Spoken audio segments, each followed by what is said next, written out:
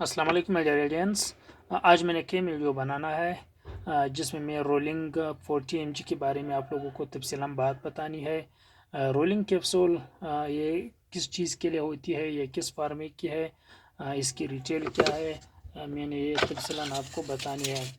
Rolling capsule जो तकरीबन packet में 14 कैप्सूल अवेलेबल है। सही, इसमें 2 फते, एक फते में 7 दाने कैप्सूल आती है।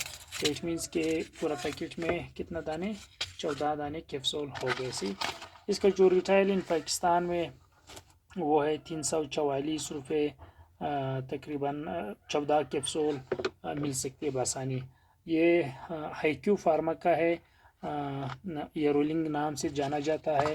इसमें 20 mg भी है और 40 mg भी है। तो ख़ासकर ये जो है ये तब यूज़ किया जाता है जब ख़ासकर पेशेंट में कोई स्टमक की प्रॉब्लम हो, तो फिर डॉक्टर हजरात ये मेडिसन पेशेंट को प्रोवाइड कर देती है।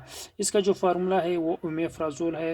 ये 40 mg में अवेलेबल है, ऑलरेडी ये 20 mg में भी अवेलेबल है।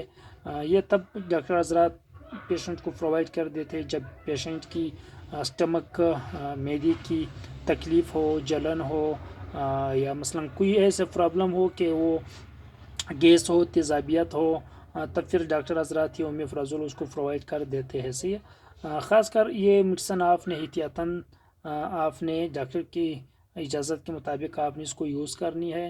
और ये जो है मसलन हर पेशेंट लाजमी नहीं है कि वो इसको यूज़ कर ले।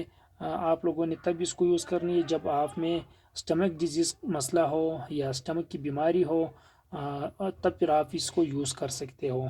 तो इसीलिए आपने इसको खाने से पहले आपने इसको खानी है, खाने के बाद आपने इसको नहीं खानी है। तो उम्मीद रखता हूँ कि आप लोगों को वीडियो पसंद आई होगी। अगर वीडियो पसंद आई तो प्लीज़ हमारे चैनल को सब्सक्राइब करें और बेल आइकन पर क्लिक करें, हौसला अफजाई की जाए। इसमें अगर